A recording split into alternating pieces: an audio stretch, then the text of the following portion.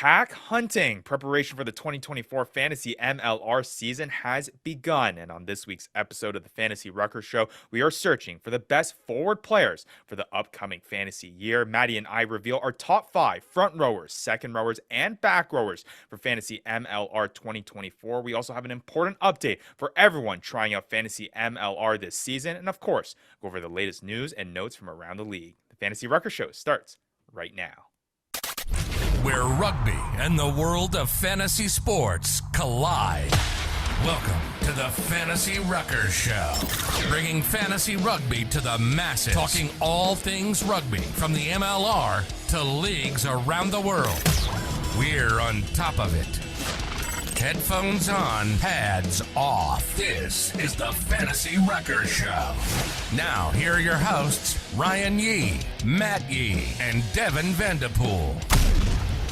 What's up, everybody? This is episode number 94 of the Fantasy Ruckers Show. Thanks so much to our Fantasy Ruckers League members, our community members, and everyone else tagging along on this journey of trying to make Fantasy MLR a reality in the league. With you, as always, every single Yee. Matt Yee is here with me. I am Ryan Yee. And like we said at the top of the show, the grind begins. The Fantasy MLR 2024 season is quickly approaching. And this is the first episode to start getting you all prepared. We're going to start breaking down some of our top 5 players. And like we said at the top of the show, today it is all about the best big boys from around the league. But before we get into any of that, Maddie, I mean, we've had a great response here from the Fantasy MLR community. It's quickly growing. We put the call to action out for people to join Fantasy MLR. And man, we've got a pretty good response here. Yeah, I mean, this is just, I think it just shows the fact that this was the missing piece of the puzzle for the MLR. There's clearly interest for this. People don't want to pay money for stupid trading cards. They want to do it on their own terms, and they want to be able to have something that can help them be more involved in the game. And we've got some good numbers that are going to be joining and being part of this. Not the inaugural league, but I guess the inaugural league open to the public, which is, exciting in itself. Very, very, very true. And they better start taking notes here, Ryan. We're getting into some nitty gritty here in over the next month. I mean, basically a month till the season starts. There's going to be some preseason to watch. People are going to have to start taking notes. We're going to go through all these stats. We're going to start getting through some mock drafts. People are going to want to tune in. Yeah, and start writing them down on those sticky notes that you alluded to, Matt. That was so pivotal to your Fantasy MLR championship last year. Hey, you keep bringing it up, and I keep loving it. But I think it'll be really cool to see how, with all these new players, that also comes new strategies. People who might probably know more rugby and more MLR than us. Maybe does that play into it, right? Do they know more fantasy MLR than us? Maybe not. We've got 3 years under our belt. But we're going to see, different strategies that people are going to take. People are going to look in a different way. But hey, it's a learning curve, and people are going to find out the first week of fantasy MLR and in that draft, like, hey, just because you watch rugby, you can also end up in last place like I did in my first season. It hits different, that's for sure. But yeah, we got a jam-packed episode in this one. We're gonna have a Commissioner Yee's league update to give all of our league members up to date with the latest that's happening around the league that you need to know when it comes to rules, when it comes to creating your leagues, when it comes to the commissioners coming in.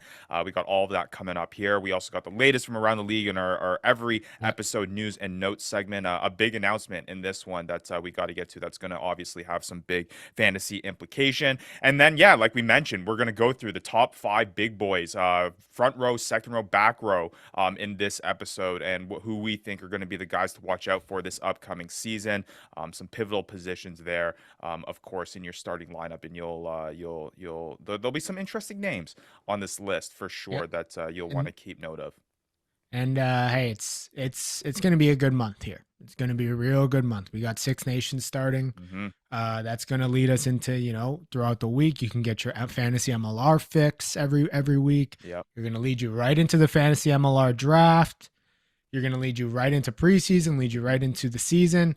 This is going to be a good month. Yeah, and it feels like it's never stopped, honestly, with all the crazy news we've had in the off Yep. season, with everything going on, and then leading right into this super fun stuff. So, Exactly. like we say every episode, though, before we get into it, if you aren't already, make sure you're giving us a follow at the Fantasy Ruckers. Social media handles are up above on the YouTube screen, down below in the description on your podcast, X, Instagram, Facebook.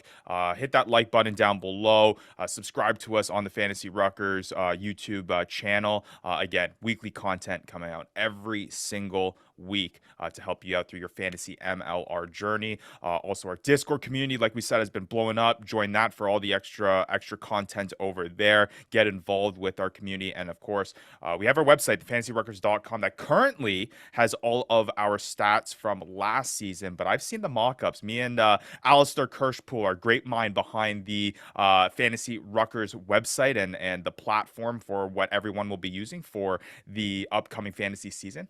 It looks pretty nice. Some big changes are coming, and it's gonna look pretty sweet. So you want to keep an eye out on shout out the Glorious Rugby Podcast. Yeah, shout out to there. He's one of the hosts with one of our founding league members, Rugby Morning. So make sure you're checking all that out. Again, at the Fantasy Ruckers, handles up above and down below in the description. Well, let's get into it. Oh my gosh. This is pretty early for these trumpets, early in the episode for these trumpets. Hear ye, hear ye, hear ye. Hear ye, hear ye. Here is Commissioner Yee with a Fantasy Ruckers League update. Matt, it's blowing up, man. We got to get the people the news that they need to know about the league, and that is with the Commissioner Yee's league update. Before we get into it, again, I just want to reiterate the first thing is we're super pumped. I mean, the feedback that we've gotten from since we put the Google form out on our social page, seeing the number of people join the Discord community, our main platform for communication throughout the season with the league, it's been really, really cool to see. And everyone involved with this, both you and me, Maddie, Vandy, Alistair with the website, and all of our founding league members are super pumped to get this out to the people. And the fact that we've gotten the reception that we've gotten, we couldn't be happier. We couldn't be more grateful for everyone's support and everyone's interest, more importantly, to getting into fantasy MLR. Because again, our goal here to grow the sport, use different avenues to bring and expose the MLR to different people. And fantasy, obviously, Matt, you and I have had a big passion for that in other sports. We wanted to bring that element to the MLR,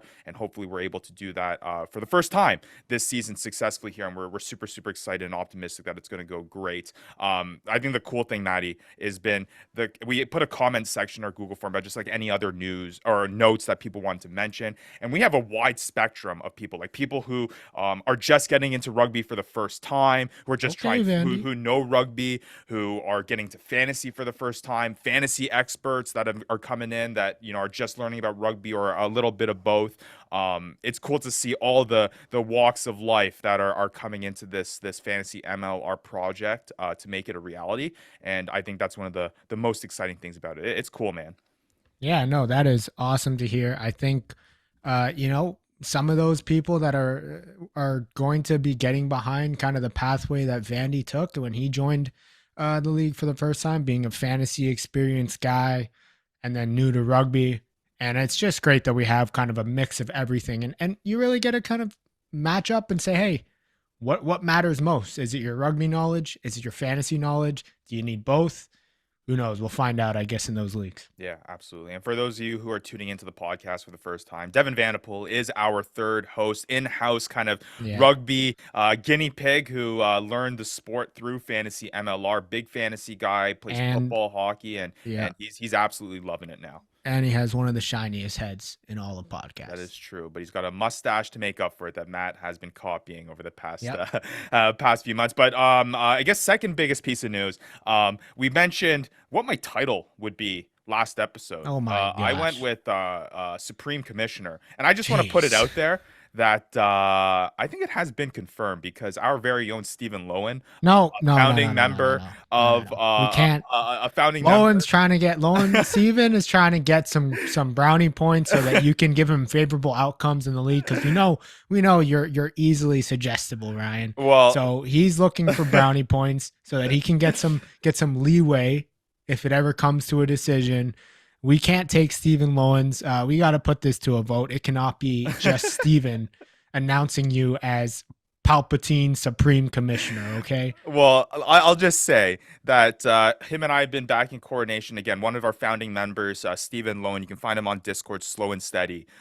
He referred to me when we were in some discussions about things coming up for the league. He said, if we're going with formal titles, Supreme Commissioner sounds pretty good, but if he's going to commission one of the leagues, he's like, can I get the title Deputy Magnificent Commissioner?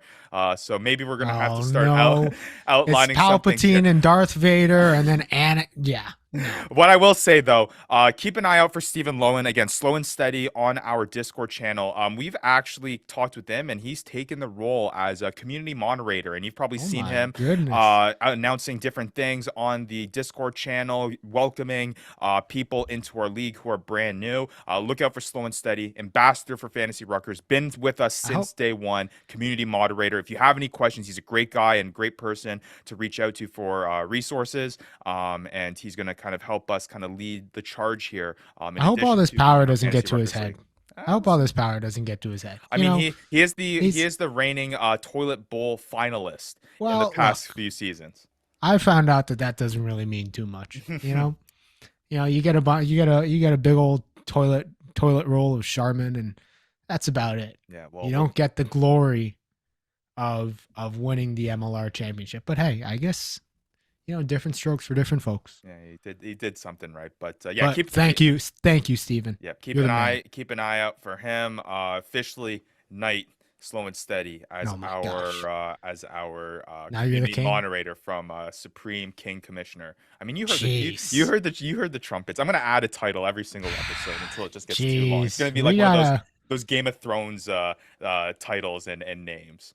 Well, I believe Bill Beaumont, the World Rugby president or CEO, or the head of the chair. I think he has like 17 titles. He's knighted. He's something of the excellence. He's the round table. He's the Lancelot Order. I don't know. Sounds like it's a bunch of things, but yeah, I mean, you'll get there at one point.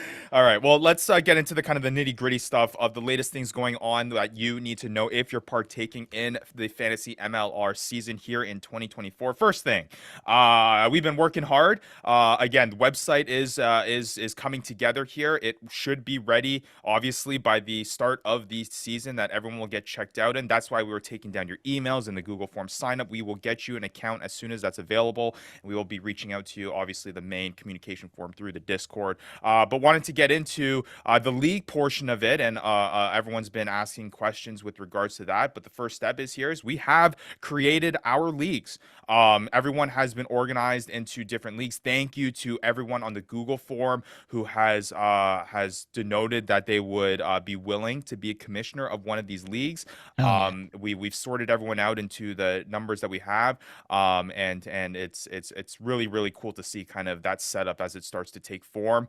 So the next step here is that there will be channels created in the Discord that you will be placed into your respective leagues. The commissioner of your league will be put into obviously that channel as well, for discussions to start happening, trash talk, all of that good stuff. Those are the channels that you'll be conducting your drafts in, and all that, and any other questions that you have, you can go through your commissioner. And of course, we always have the hashtag AskTFR Show channel as well if you have any further questions that you need clarified through that as well. A message to the commissioners: we will now be reaching out to you, so keep an eye out for that on Discord about your new found role. We'll figure out your title, whether that's the Magnificent Commissioner or anything else like that. You guys will also be placed into a commissioner's channel where you will all, I guess this is like the Supreme Council, right? It feels good. It feels good because I can be. These are my minion leaders into these leagues. It's so great. We will starting our communication through there about what is expected as the role of commissioner, and everything that you'll need to know heading into the season, what your responsibilities are during the season, how to conduct the draft, things like that. All the resources will be put together and there for you. It will be easy. It will be seamless. Again, really just what this is for is to us to have a voice that we can go through for each of the respective leagues. And of course, you're obviously going to be able to enjoy the Fantasy MLR as well, along with all the other people in your leagues, which should be fun.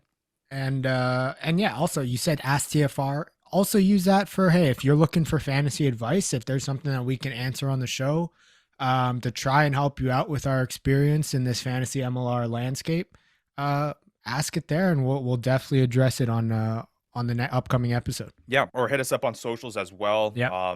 At Fantasy Ruckers, use the hashtag AskTFRShow, and we always keep an eye out on that if there's any further questions there.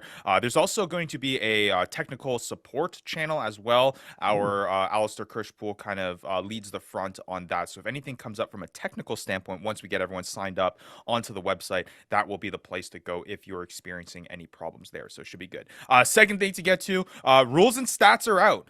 They're published on the rules and stats channel, so you'll be able to go into there, read through the documents, look at kind of how fantasy MLR works, the scoring in there, all that good stuff. You'll want to really know that document inside and out to take your best foot forward here into fantasy MLR 2024. If again any questions pertaining to those rules and scoring, you can always hit up the Ask TFR Show channel, but everything should be outlined pretty well there. Hit up any of our founding league members as well. They've been experiencing it and all the changes over the past couple seasons as we've kind of tested this thing. But yeah, the document is there. Check it out, have a read, and I'm sure we'll have some questions coming up for the next episode to address. But at least I know that was a big question heading into this, to start kind of getting a leg up in terms of how people should approach their fantasy MLR season. So make sure you go check out that Google Doc that is on our Discord channel in the rules and scoring channel. That's a lot of channel. That's a lot of channel. And then last thing here before we wrap up and get into the news and notes, it's a last call for participants for Fantasy MLR 2024. We will be closing registration by next episode next week. So this will be the final week for people to get in, get signed up, use the Google form. Just need to finalize the league. So there might be some upcoming changes to some of the leagues that we've created as maybe some last stragglers come into the league. But this is our final call to get people in it. Again, we're super excited. We're approaching in on almost 50 members here for this brand new season, which is fantastic. Could not have expected a better turnout here. So anyone else who wants to give Fantasy MLR a go, here's your shot. Again, the Google form to sign up will be down below in the description. We'll release it out again on our social pages on Discord, and you'll be able to sign that up, and we'll look out for any last remaining names here on our registration sheet. Sign on up, people. All right. Well, let's get into some news and notes here, Maddie, and talk about kind of the latest happenings from around the league before we get into our top 5 forwards for the Fantasy MLR season. I think the biggest piece of news that we have to get into, Maddie, is finally we have some clarity with the MLR's newest team when it comes to Anthem Rugby Carolina. They have officially released their roster. Well, hey, we were asking for that last episode, wondering when that'll come out, hoping that it came out before we started our research, and it came out in perfect timing. And I mean, the graphic looked pretty cool. There's some surprises here. I think for me, the biggest surprise is that they're still keeping their international slots. Yes, this is a U.S. development side that's aimed at developing U.S. talent, but I think they understood that even though that we need to develop U.S. talent, we need to have some of these veteran MLR international guys that can help these guys progress in their career. I mean, you look at guys like Tarangatira Waitokia, you look at Cliven Laubser. Those are a couple, veterans that have been around in this league that are not U.S. eligible, but they will be, crucial in helping guys like Shane Barry, really, really kind of develop in their career and be able to put on the Eagles jersey and represent them in the 2030 whatever World Cup. Yeah, no, absolutely. Biggest shocking names for you on this list, Matt, when you saw the roster come out? What guys are you excited to see here in this Anthem jersey? Well, honestly, I mean, those two that I talked about, Tarangatira Waitokia, honestly, was the one that I was the most surprised about. I was under the impression, and maybe this was just my lack of knowledge and lack of insider information, but I was under the impression that it would be all U.S. eligible guys. They would only be picking U.S. eligible guys, which is kind of why we had such a underwhelming idea of the performance of this team. And I'm really happy to see that they decided to keep and use some of those international slots, because I think that it's going to be crucial to help this team, have a little bit better development for these U.S. players. So Tarangatira Waitokia, I'm excited to see on this squad. I'm excited to see where he fits in. I'm excited to see him kind of take maybe a bit of a leadership role in terms of not just on the team, but helping these players develop. Yeah, another couple other notable names. Joe Apikotoa from Owana Pacifica, Tongan. He's on the team as well. Declan Moore, an Australian U20 player. In total, there's 30 USA Rugby qualified players on this squad to kind of add to that sentiment about the development of the Eagles here through Anthem Rugby Carolina. I guess before we kind of move on, Matt, confidence in this Anthem team now to kind of perform a little bit better than what you were expecting here in 2024? I mean, look, yes, they have five international players or five non-US eligible players. You still size them up against the rest of the league, and it's tough. I mean, we're going to get into some of these top fives, and we're going to see some of these players, and frankly, there's something missing, and most of it is Carolina players, right? Yeah. I think they're still going to be ending up at the bottom of the table. I think they'll be a little bit more competitive. I think their team is clearly more competitive than we thought they were going to be. But I don't think that they're going to be middle of the pack ever. I think they're going to be bottom two. Over under 3 victories this season. Under. Okay.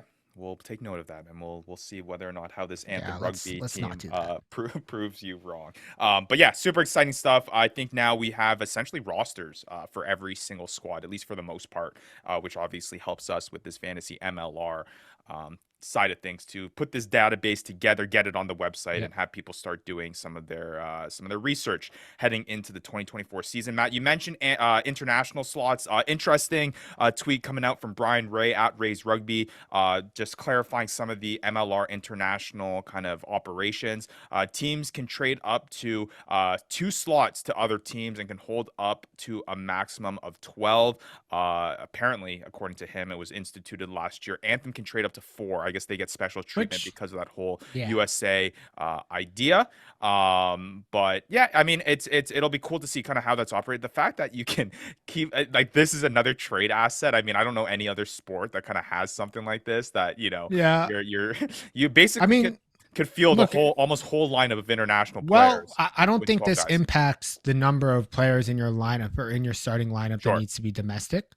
I think it just impacts how many international guys you can have on your roster.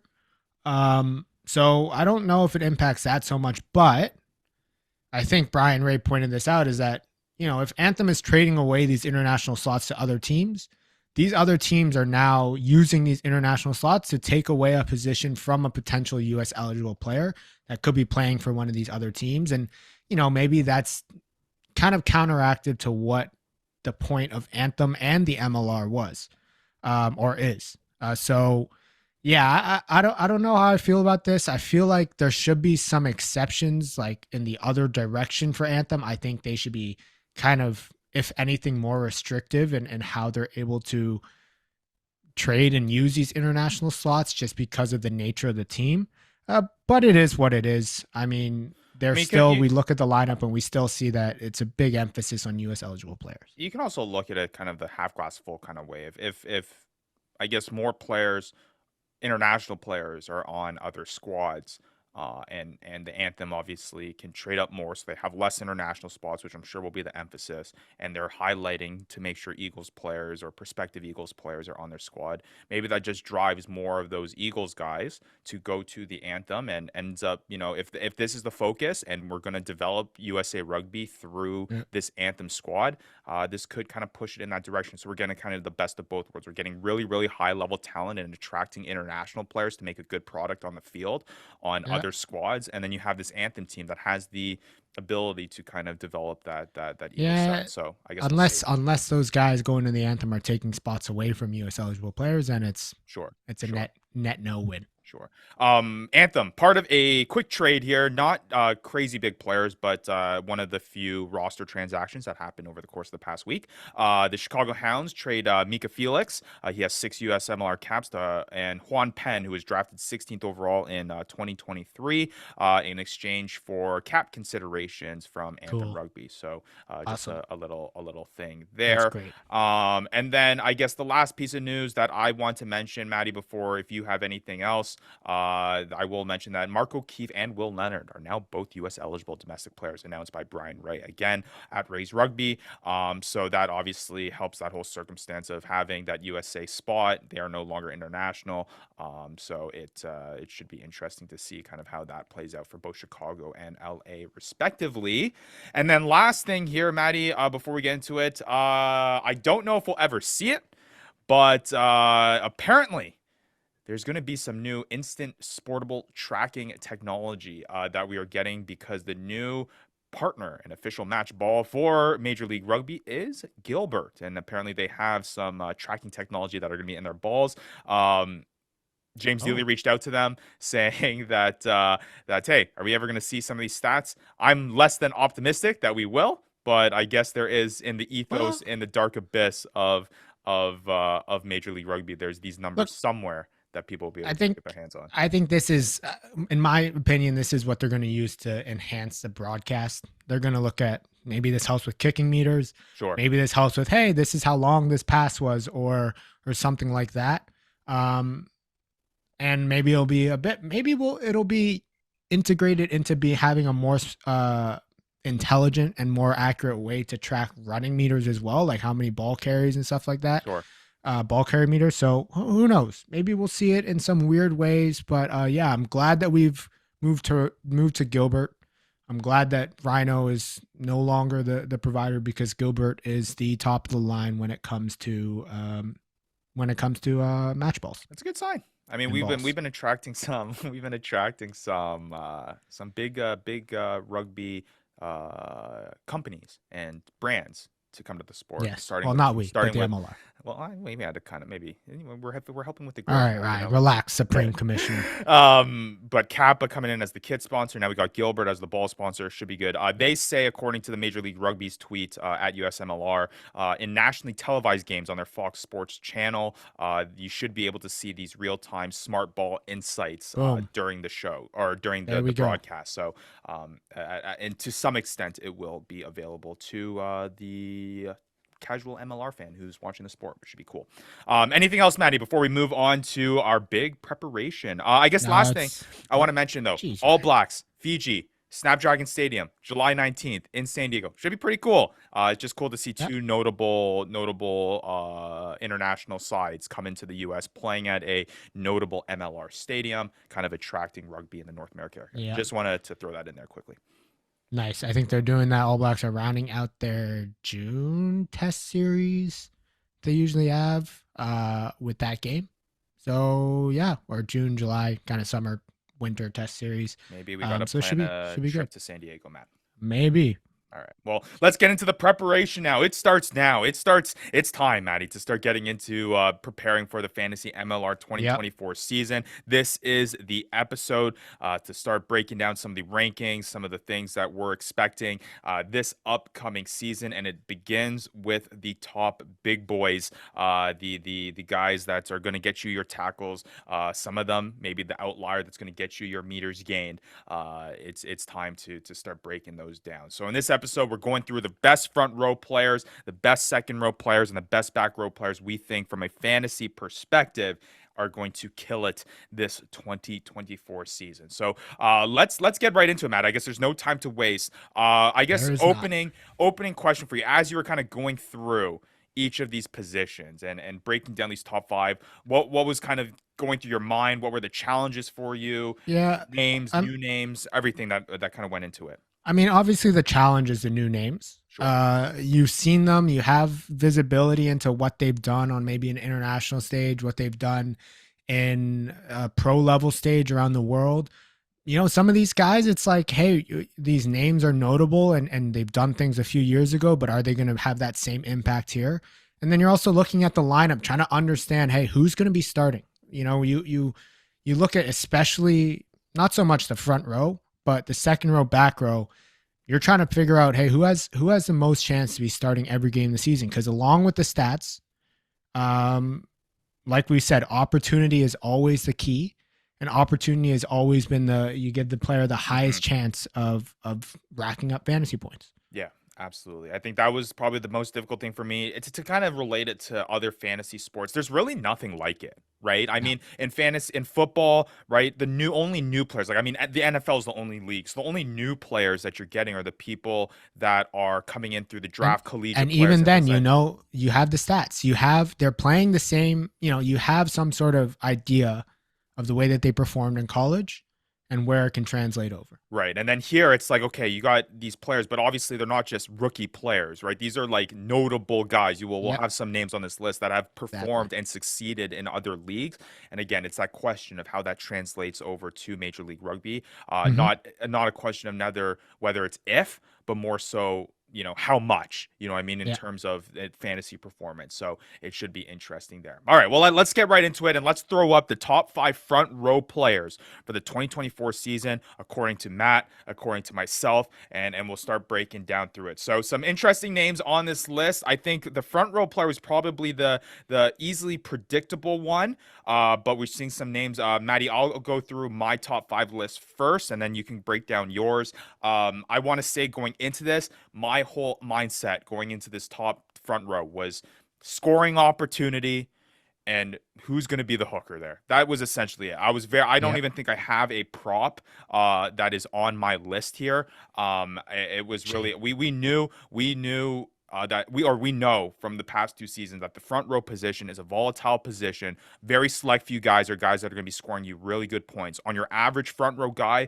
you're probably hoping for around 3 to 4 points. That's a good performance for you. But it's these outlier guys, these guys that are on our list that has that scoring opportunities that are going to get you those 10 points because they score try, or has that kind of ability to rack up the meters gain or get those tackles. That makes them a little bit different from all the other front rowers. That gets you that week win performance of that extra 6 or 7 points each week that are going to really provide that boost for you. So for my top 5, number 1 coming in is Dylan Fawcett. 119.9 fantasy points in 2023, was the front row one last season. He's our when we talk about the fantasy, just for note, the position rankings is after the guys who have left and are not playing in the league this year. Right. So these guys are going to be, Sam Malolo was obviously front row 1 last year, but Dylan Fawcett, because Malolo left, Dylan Fawcett is going to be the top ranked based on his 2023 points, just for a point of clarification. Gotcha. No, that's good to know for the people.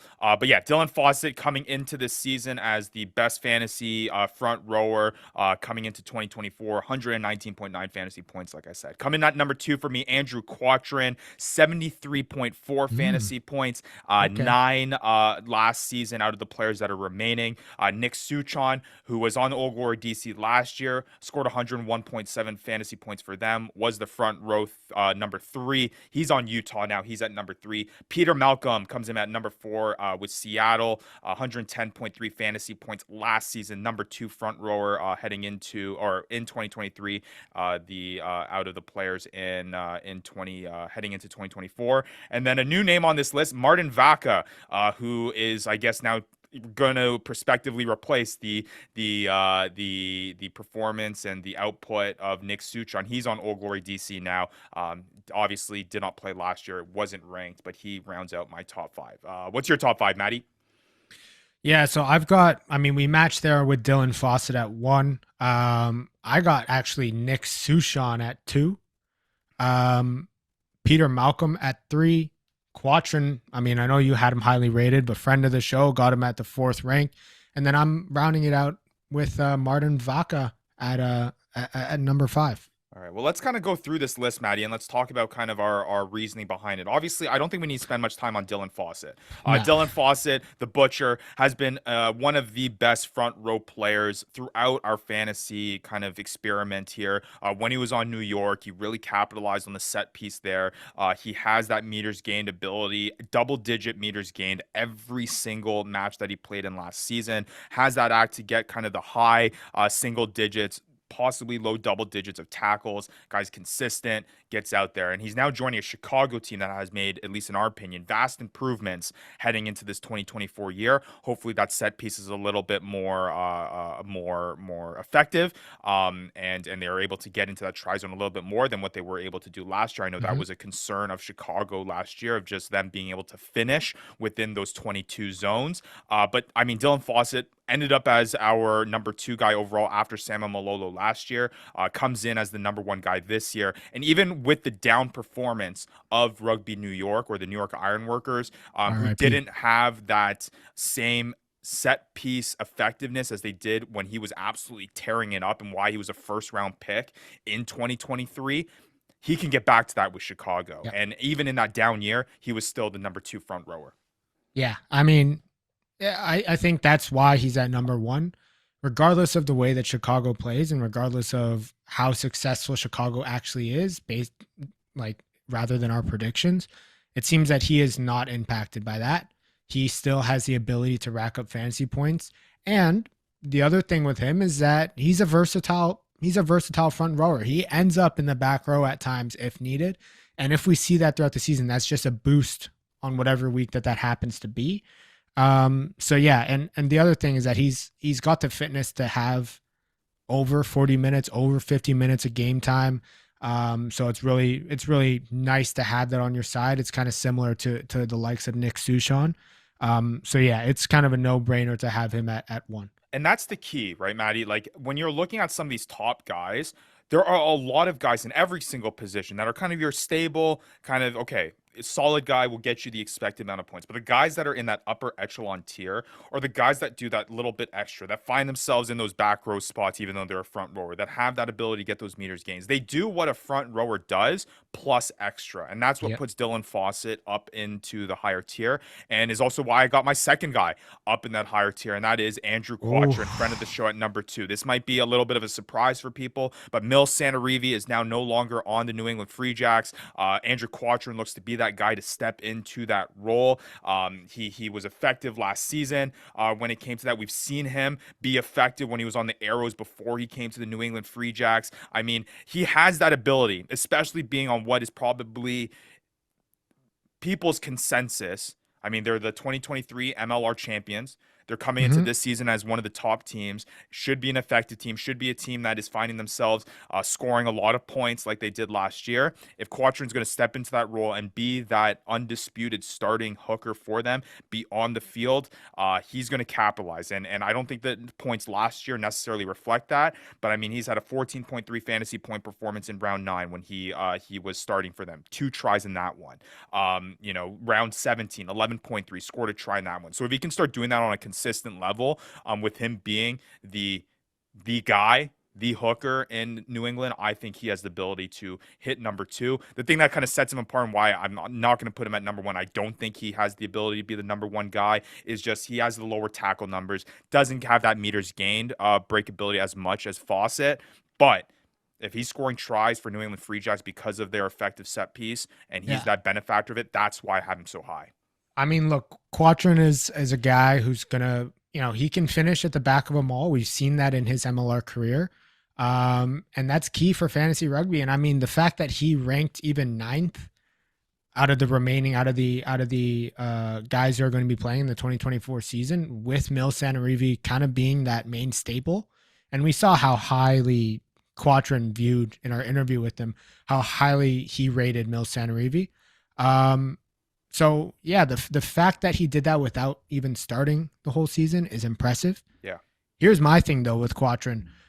Sean Ralph comes in this year, which is one of the new signings at hooker for the New England Free Jacks, and he's a young guy from New Zealand, has played at the NPC level, has New Zealand U20 experience. I was a bit concerned with the fact that, are we going to see the same kind of thing where, maybe Quattrin is the starting hooker, but Sean Ralph, does he come in with that sort of talent and that sort of skill to be able to continue with that balance between the two?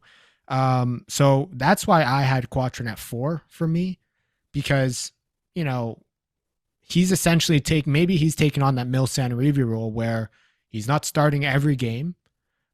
He's starting majority of the games. And then Sean Ralph is taking that Quattrin role that he had last year. So that was my concern with Quattrin. I think he's going to have a big season compared to last year, but I didn't know if I could have him at number 2 just yet.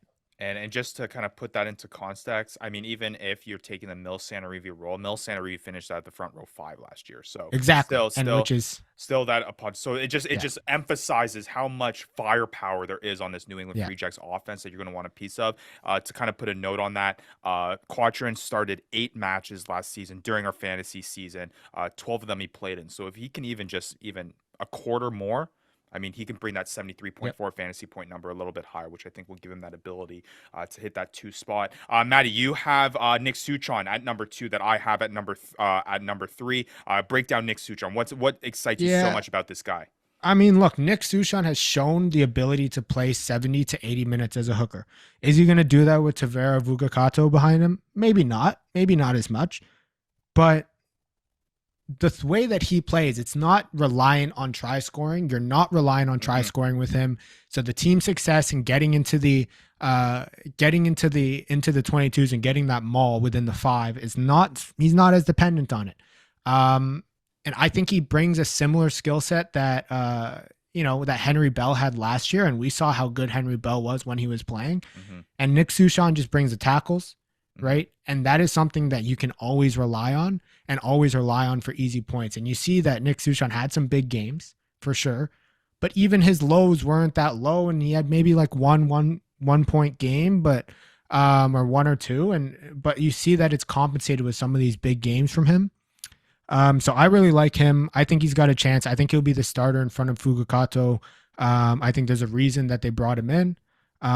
So I'm excited to see how he goes, and I think he's going to do the similar thing that he did at Old Glory DC with Utah. And that's the big thing, right? Is like, again, players are getting points in different ways, and tackles, we've come to learn, is such a consistent metric when it comes to fantasy point production. When you have a front rower that in round 1, 18 tackles, round 5, 18 tackles, round 14, 17 tackles, 20 tackles in round 16, not many front row players are doing that. And the fact that Suchon has that ability to do that, to get him to an upwards of 14.9 fantasy points, 13.9 fantasy points when he can add a score in there as well.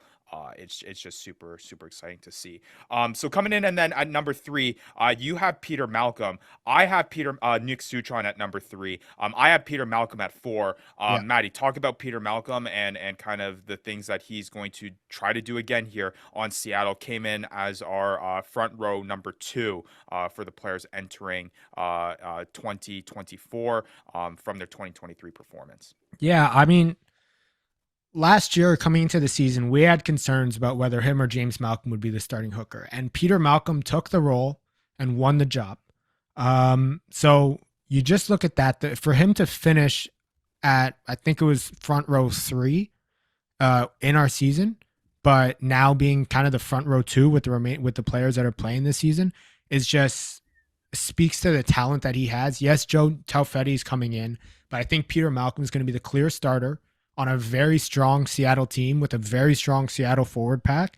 And you look at his stats last year, and no, he doesn't put up that many tries, but he's got the similar ability to put up high tackle numbers at times. He didn't score under 3 points all last year. That's huge. Right? And that was regardless of whether he started or whether he came off the bench. Yeah. And that is something that you can look at and be, that is something I can rely on. And I don't have him above Nick Suchon just simply because I think Nick Suchon provides a little bit more upside and has a little bit more opportunity. But Peter Malcolm provides that stability, and that you can rely on a team that's very good, on a team that's very strong. And yeah, I think it's kind of a no-brainer to have him here at the 3 spot. Yeah. And then, I mean, again, it's always fun and important to kind of get a piece of these really high performing offenses. And Seattle is one of those, especially with their notable pack. And Peter Malcolm seems to be the guy, at least in the front row, to do that. And it should be interesting. And we'll talk a little bit about Joe Taufetti in just a little bit here. But coming at number 5, we both have him at the 5 spot. A new name here coming into Old Glory DC to, I guess, predictably replace what Nick Suchon brought to Old Glory. Martin Vaca coming in to Old Glory in our number 5 spot. guy that's coming in from overseas, and should be a pretty big impactor of the Old Glory DC pack. Matt, talk a little bit about Martin Vaca. Yeah, I mean, he's got a lot of, for a young guy, he's got quite a bit of experience, right? Being on the Jaguares, I think undefeated team in the Salar or something like that, and then also having experience with Argentina. I think Argentina 15, so not the top team, but he's a young guy coming in. He's got, Nick Suchan beat out Facundo Gaddis last year, who's the other hooker on that team. So I think that Martin Vaca is going to come in and claim that top spot and claim that starting role. I really like the way that he may be able to make an impact on this team. I think that Old Glory DC is going to be better than last year, which will definitely help Martin Vaca. So I think that he's going to be very comfortable in this, and I think he's going to contribute a lot and put up a lot of fantasy points this year. And we saw that the Old Glory DC pack was quite effective at the 22s when it comes to their maul and their scrummaging in that area. So I mean, we've seen them rely on that, right? Like we've seen Old Glory DC rely on that pack to score points, and Nick Suchan kind of reaped the rewards from that when he was playing for them. And I think Martin Vaca is going to do the same. And a good metric for that is we have that that you'll see in our scoring and rules document on our Discord, the set piece try assist metric that we have scoring in there when it comes to when you select your set piece and bonus point. And Old Glory DC, all but 5 matches during the fantasy season had a set piece try assist, which you extrapolate that out, that means they're scoring a try off of their set piece, and it could be Martin Vaca being that benefactor of kind of that mentality for Old Glory DC if they are to keep that the same. Now, they do come in the season with a new head coach. Josh Sims is not there anymore, so does that change anything? A couple questions here, but I think Martin Vaca will be, especially if he gets the opportunity, will be a guy to take a flyer on here. A couple honorable mentions, Matt. I'll go through mine, and then you can bring up yours. We have a couple of the same guys here. Hugh Roach for me, Joe Tafetti, and Kirby Myhill. The reason why I bring up Hugh Roach is because obviously Sama Malolo is no longer around, and what he was able to do on San Diego was electric as our number one front row player in 2023. Obviously, Sama Malolo brings a different dynamic to that front row position. Hugh Roach is not Sama Malolo, and that is why Sama Malolo has gone on to a bigger and better league.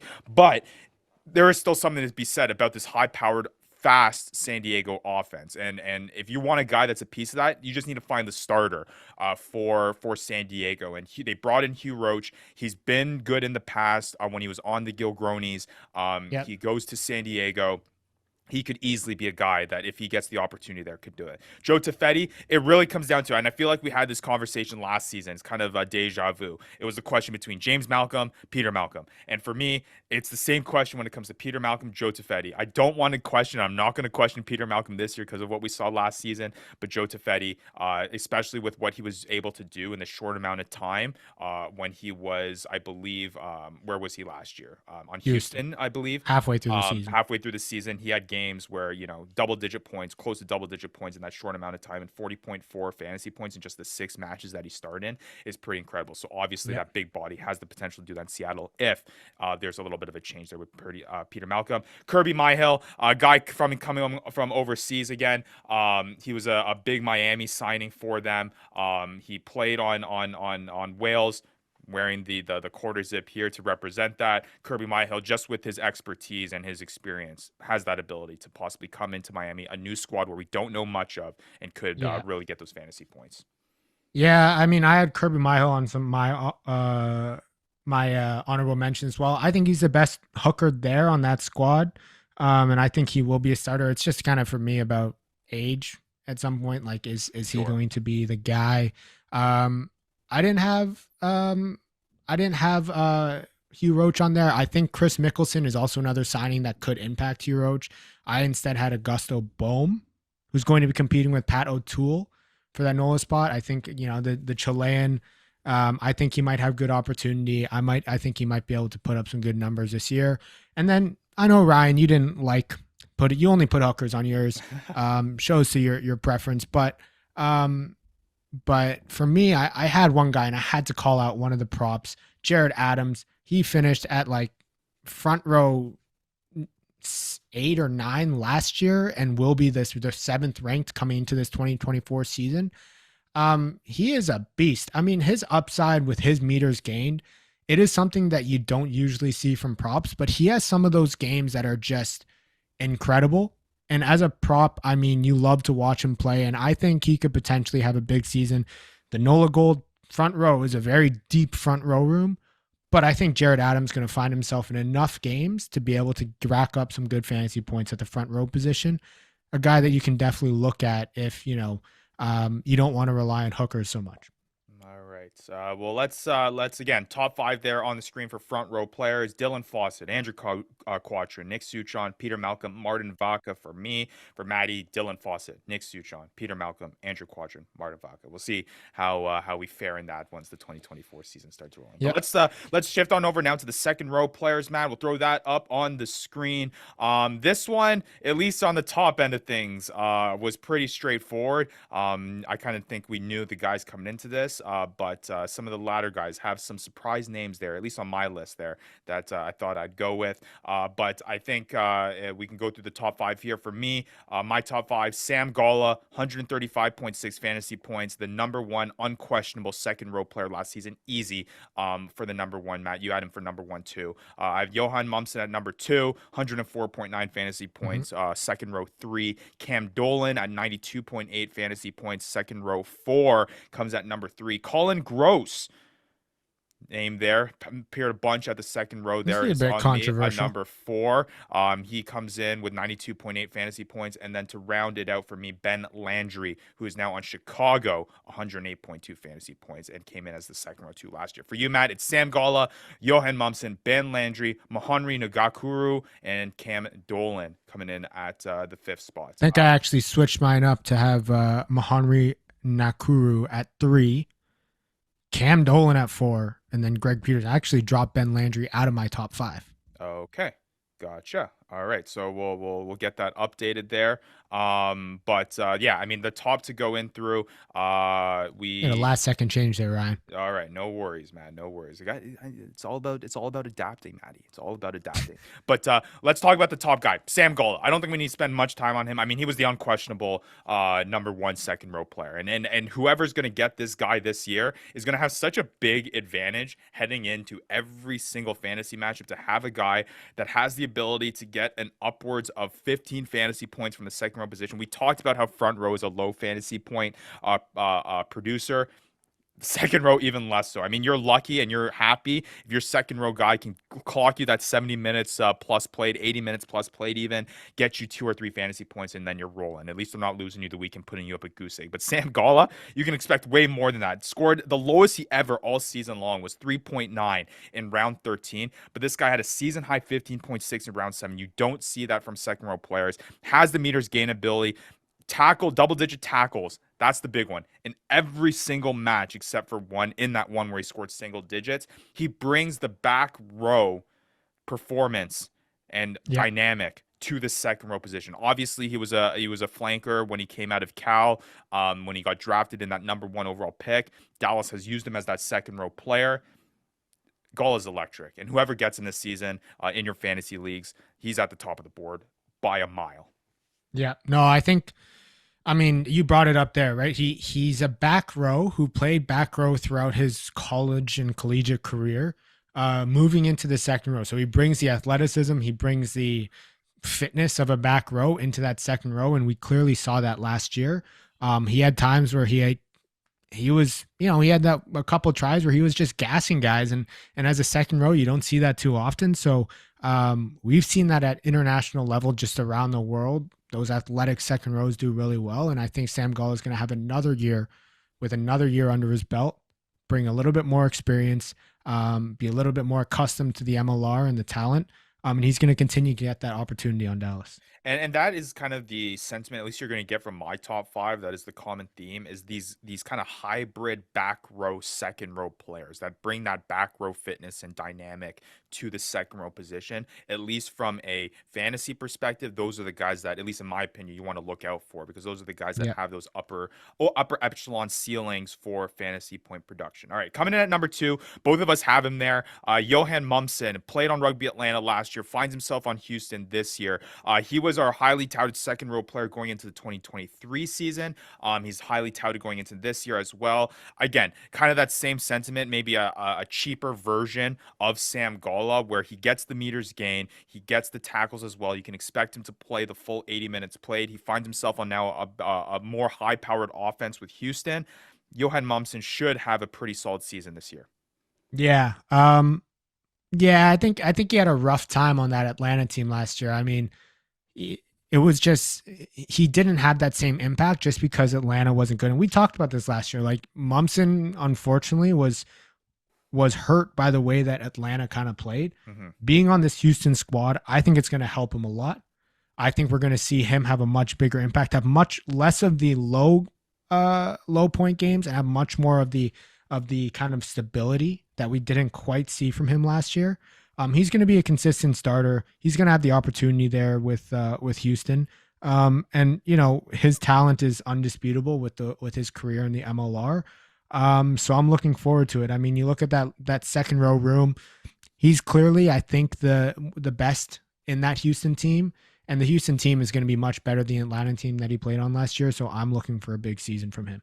Yeah, and again, even with that kind of lackluster Rugby Atlanta offense, I mean, the lowest he scored was 1.9. He never goose egged you, and he never killed you. But 1.9 is not what you expect from a guy from his caliber. Sure, right? if you're picking him as high as he was picked, exactly. in the thing. But again, there's a big difference. It's not so much the point production, but again, the difference between having Johan Mumson, who you know guaranteed is going to score you a point even in his off games, versus some other second row players that are just going to do absolutely nothing, I think is a big factor to include in there. But again, a high of 12.1 fantasy points in round 3, scored a try, 18 meters gained, 16 tackles, has those tackle numbers.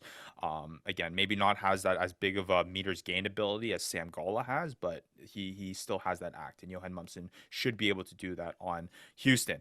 All right, coming in at number 3 for me is Cam Dolan of NOLA, and he's a guy that he's been in fantasy circles for quite some time. I mean, he played in our couple seasons ago. He played more at the back row position, and he was electric there, and he was one of our top fantasy performers. Shifted over to the second row last year, kind of had a okay season, but still from the grand scheme of second row players, again, bringing that back row dynamic and back row fitness into that second row room, finishes off as a second row 4 with 92.8 fantasy points.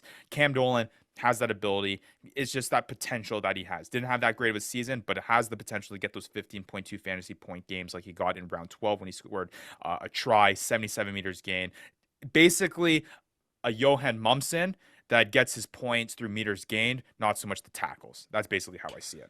Yeah, I got to agree. I mean, I have him at 4 on some of the points that you mentioned. I think, you know, Nola Gold struggled last year at some points of the season. But for me, having him in the top 5 and just having him at the 4 spot was more so the fact that his opportunity that he's going to get this year. I mean, you look at the second row room, and there's not much competition for him. I think Cam Dolan is the undisputed starter there and the guy who's going to play the most minutes in that second row position. So I'm looking for a big year from him.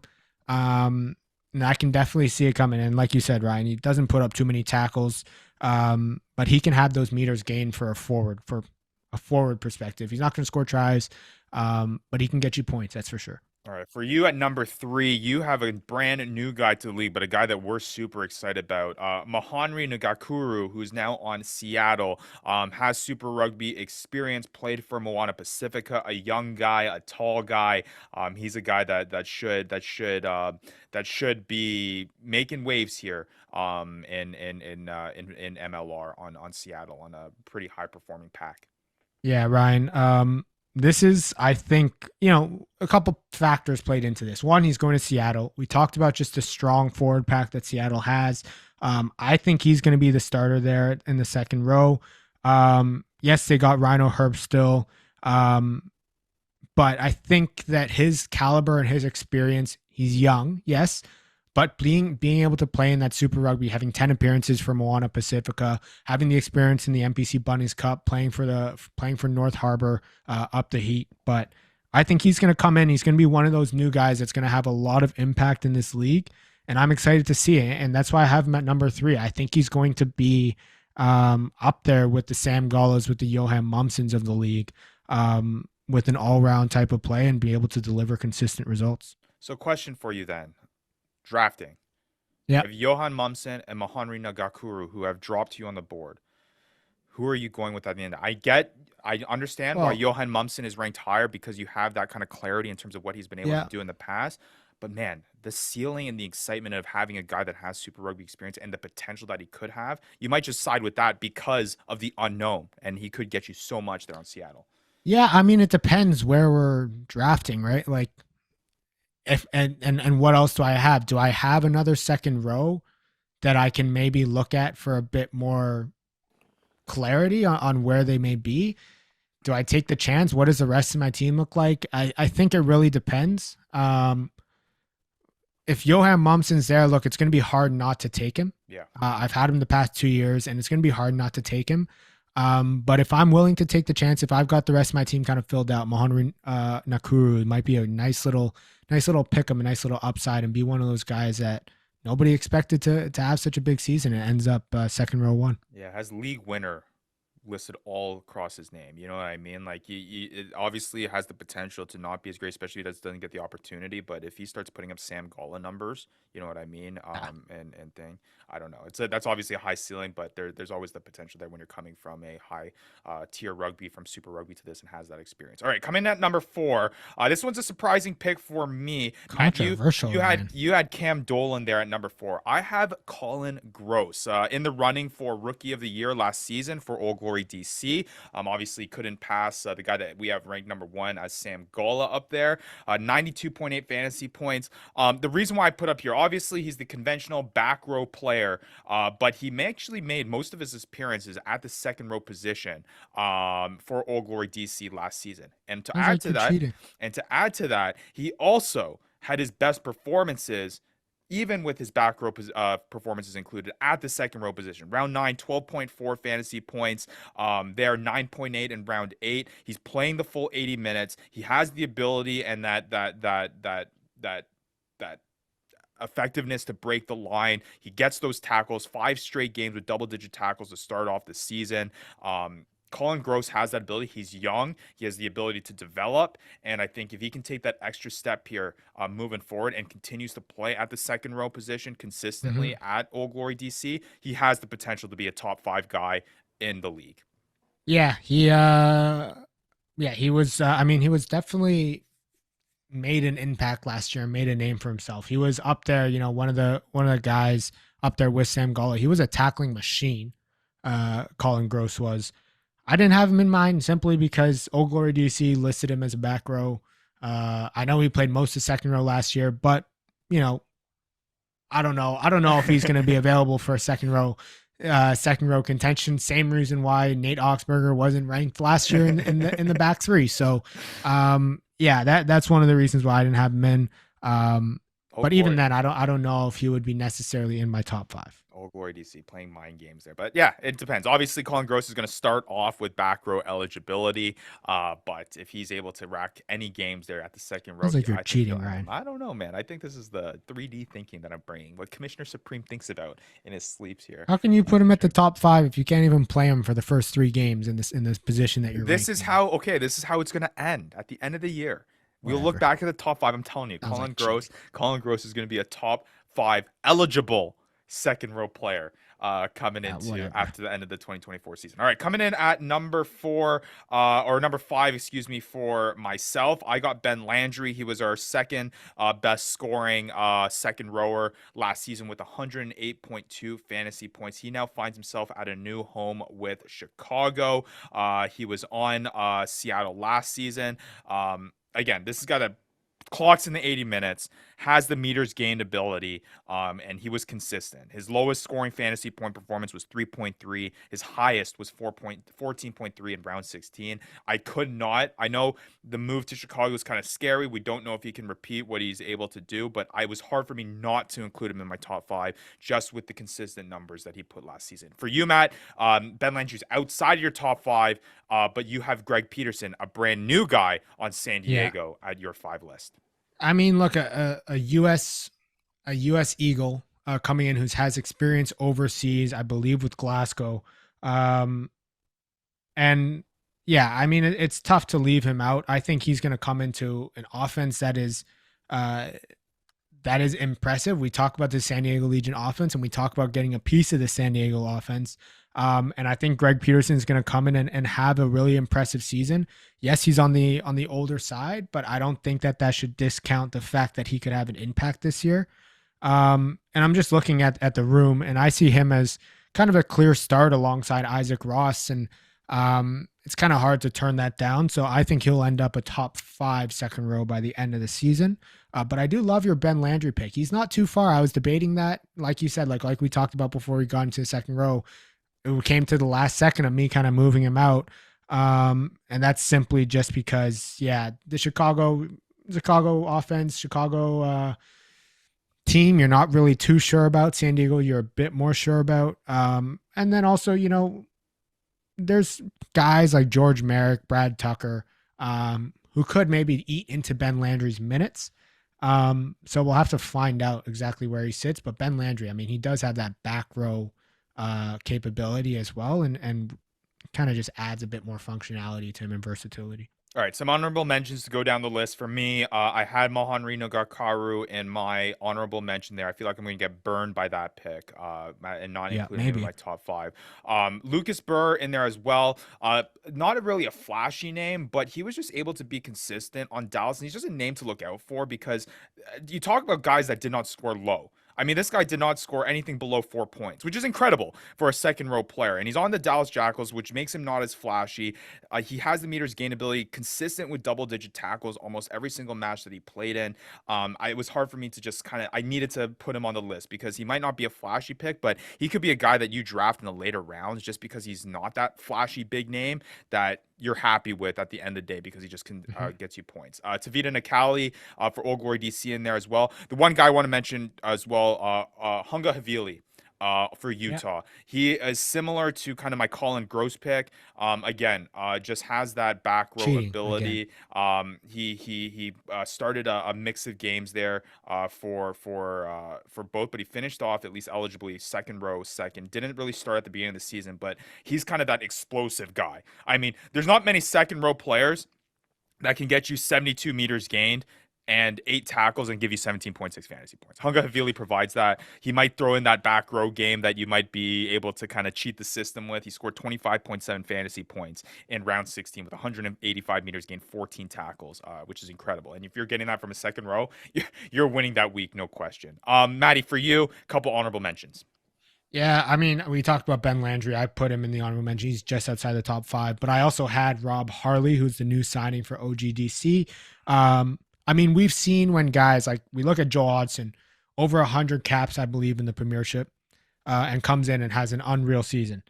Now, Rob Harley, 267 appearances for the Glasgow Warriors through 2010 to 2022. I mean, it's hard to turn down that. I think he's going to have a big season on that Old Glory DC. And he's going to be competing against Colin Gross for that starting role, potentially in the second row. But I think Rob Harley, you look at that second row room, he's a clear start. He's going to add a veteran presence. And I think he's going to make a big impact for Old Glory DC.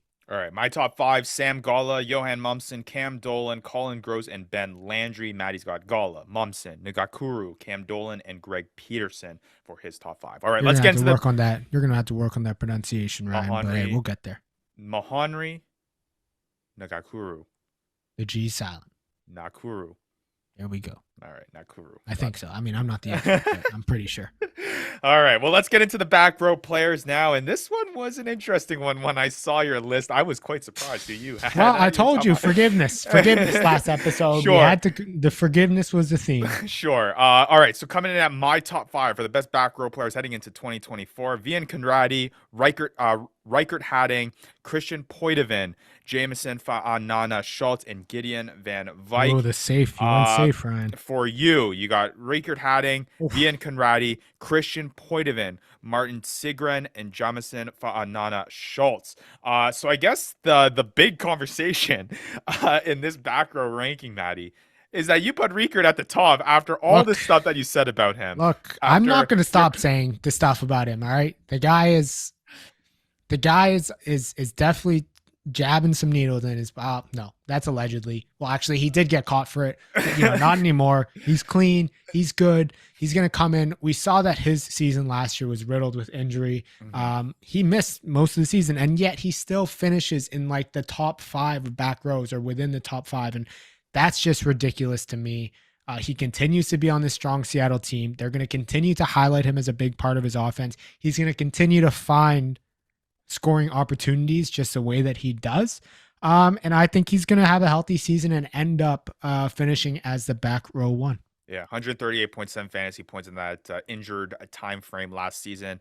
Comes into the season as the second row 4 out of all the players returning. But yeah, I mean, it's unquestionable. I mean, back row players returning. His ceiling is just so high. Yeah. It's just incredible. I mean, 22.7 in round 2, 19.8 in round 3, 15.2 in round 4. I think he breaks 200 points this year. Like, I think that's why he was selected, right? Was second overall last season in our fantasy MLR draft. It's so exciting to see him and what he's able to do in that offense, and just he can win you weeks. I mean, 3 tries and only 22 meters gained in round 11, but he gets 17.5 fantasy points. Like, even on his bad games, he's getting you really good performances, which is why he was able to find himself in the top 5 even in an injury riddled season. I guess you're just playing. For me, again, the safe route, right? Vian Conradi comes in for me at number 1. What he was able to do last season, I just could not strip that away from him. I mean, he was the unquestionable best back row player last season. He finds himself on the 2023 MLR champ team squad again. Consistency. That's what it came down to for Vian Conradi. Every single match except for 2 was outside the double digits, and he only played and started in 13 matches. People forget that. He also had somewhat of an injured season. Yeah. He missed 4 matches, and he still scored an incredible amount of points. He scored, if I do the math here quickly, 30 more points than the next back row player coming in. So I could not strip that number 1 title away from Vian Conradi. I mean, what he did to kick off the season between round 1 and round 14, didn't score anything lower than double digit, as high as 28.1 fantasy points in round 14.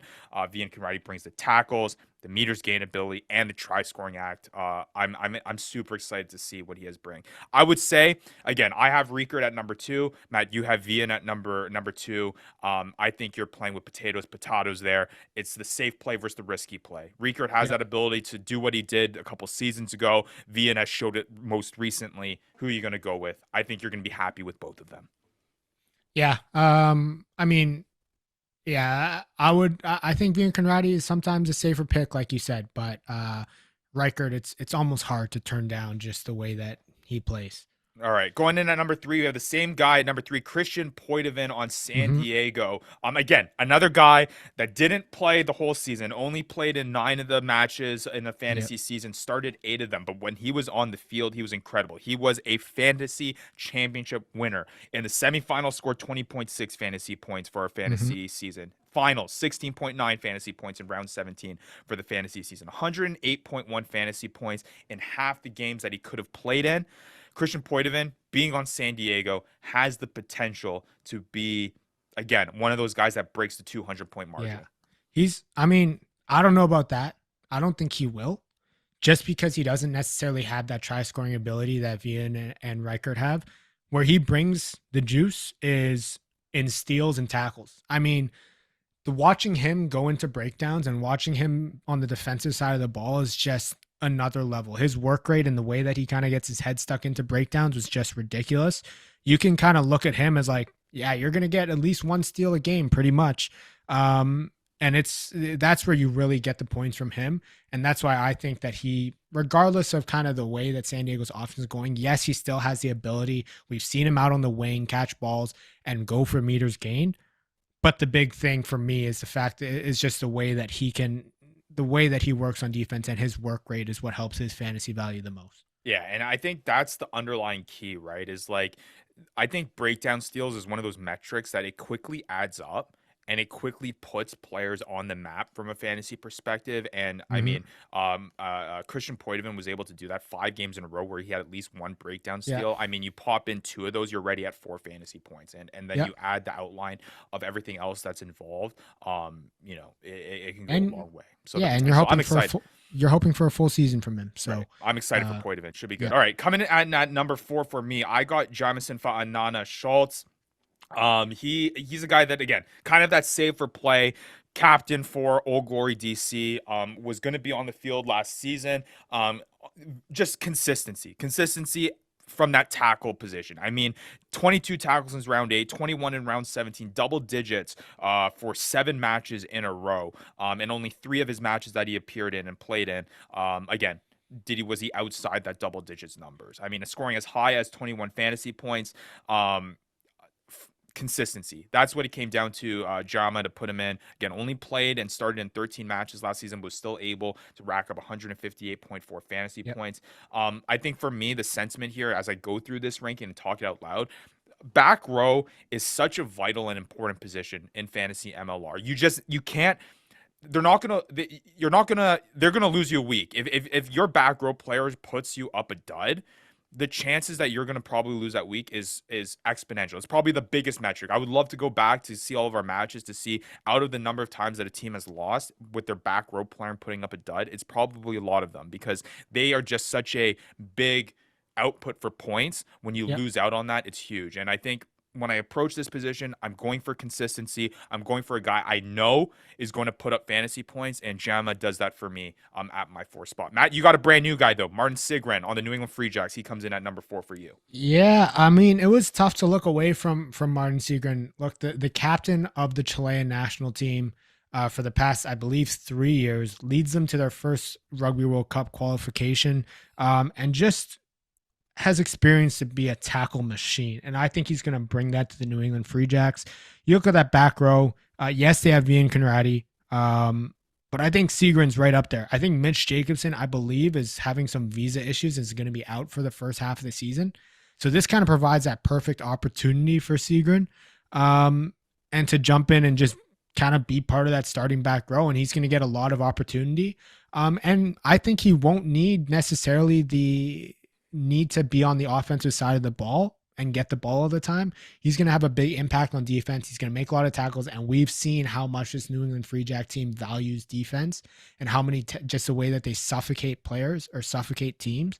So I'm looking forward to it. I think he's going to be a big way, going to be similar to kind of that Jan Boyson, that Adrian Boyson type player from last year. And we saw where Adrian Boyson ended up second ranked by the end of the season. Absolutely. And Matt, you have to round out your top 5 Jama in there. To round out my top 5 and is one of your honorable mentions, Gideon Van Vyk is in there for me. Again, the potential kind of similar to Christian Poitevin. The potential is there. Injury-ridden season, only started in 7 of the 8 matches that he played in. But when he appeared, man, was he electric. 20.3 fantasy points in round 14, 19.7 in round 15, 18.4 in round 4. Guy has the meters gain ability, but the big thing here, and it's kind of that boom bust play, and it's kind of my kind of risky play coming in this, his ability to score tries. I mean, in the matches that he appeared in, out of those 8 of them, he only did not score in 2. 3 of them were multi-try games. So to have that, I mean, he's winning you weeks, right? He's going to give you maybe some of those games where he's not, playing that well. I mean, he had a dud in round 17 with 2.8, even though he played 70 minutes. But man, he if he finds that try line, he's going to have you a big time week there. Yeah, it's tough. I mean, this was a tough one. It was tough to exclude Gideon Van Vyk, but I mean, The back row is just a competitive environment there. We have a lot of great back rowers in the league. But yeah, he's definitely not far away from that number 5 spot. All right, and then let's go through a couple honorable mentions, Matt. For you, I know you have Gideon Van Vyk in there in your honorable mention. A Yep. couple new guys there that you want to shout out. Yeah, Manuel Ardejo, I believe that's correct. I mean, he's an experienced, not experienced, age 24, but he's a Uruguayan, had experience at the World Cup. I just think that he's going to make a really big impact on this Miami team. I think this is the first Miami player that either of us has had in our top 5s. I think he's going to be one of their star back rowers on this Miami team. He's going to come in, make a big impact, and I think he's going to have a big season. So yeah, I'm looking forward to seeing the type of impact that he has on the Miami Sharks. Gotcha. And then going on for my honorable mentions, I got to give a shout out to Lucas Rumble. He kind of had a down season last season with the Arrows, partly in due to the Arrows being just not that great of a side last year. What he was able to do the season before, his act of getting tackles, kind of that work rate, kind of like with Poitevin, around the breakdown, his ability to get breakdown steals, he has that in act to get back up there. So watch out for Lucas Rumble. He finds himself on Chicago now, still finished off as the second row 10 last season with 109.3 fantasy points in a down year. It's exciting to see what he may be able to come back up. I bring up Charles Elton. He was a big time player last season as well for the Seattle Seawolves. He meters gained, tackles, has that opportunity to do that. Again, will that get eaten up a little bit, kind of overshadowed by Riekert? But again, he has the ability. I mean, he finished off the back row 357.7 fantasy points. And then a guy that I want to keep an eye on is Ronan Foley. Obviously had a big injury-ridden season last year, finds himself on a new team, moves from Seattle, goes to Dallas. But Adrian Boyson is gone. He was the top kind of fantasy performer for the Dallas Jackals, still finished off as the back row 2, being on a lower team. Foley has that ability at that 8 position to be a guy and be and what he was able to do with the Arrows before he came to the Seawolves, before he got injured. He can repeat that with the Dallas Jackals. I wouldn't be too scared of picking a guy from Dallas who's maybe going to be on the lower end. He's going to get that playing time. Ronan Foley should have a bounce back season. And he looked good before he got hurt with the Seattle Seawolves. So I'm interested to see. That's a good call out. Last guy on my honorable mention, I got Roloff Smith. Played for the Cheetahs. I believe played for the Bulls as well over in South Africa. He's an athletic, big mutant. We know how we build those South Africans. So another Miami Shark. So it'll be interesting to see how he does. But the way that he plays, I think, translates really well to fantasy MLR. And I'm excited to see the type of impact that he can have. All right, so to round out our last top 5 for the back rowers for this episode, Vian Conradi, Riekert Hadding, Christian Poitevin, Jamison Fa'anana Schultz, and Gideon Van Vyk for me. And then for Matthew, he's got Riekert Hadding, Vian Conradi, Christian Poitevin, Martin Sigren, and Jamison Fa'anana Schultz. And hey, exciting. If the people think that we got it wrong, if we miss somebody, let us know. Yeah. Tell us. Yeah. Tell us why we stink. Let's see your top 5s. I would be excited to see kind of what people are thinking. Talk about it in the Discord channel. Post it on Twitter. We'll give it a shout out there. We're excited to see what you guys think. But again, just breaking down all through these players and hopefully give some of our newer members and newer guys that are trying out fantasy a little bit of insight into how to approach these positions and some of the big names to look out for. Yeah, for sure. It'll be fun. Maddie, we're finally in the crux of it, man. We're finally breaking down and getting into the Fantasy MLR 2024 season. It's super exciting.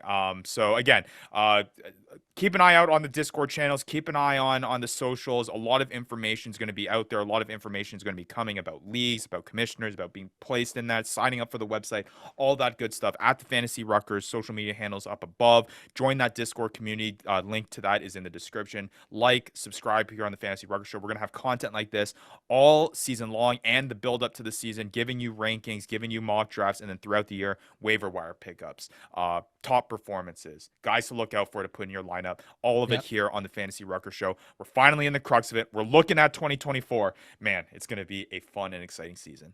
Yep, and we're getting into our bread and butter here, the backs. The forwards are obviously not our expertise, but hey, we know fantasy, so it helps us out. The backs, Ryan, that's where we shine sometimes. Well, not last year, but sometimes. Absolutely. All right. Yeah. So keep an eye out for next week's episode. Scrum halves, fly halves, back 3 players, and centers. All next episode.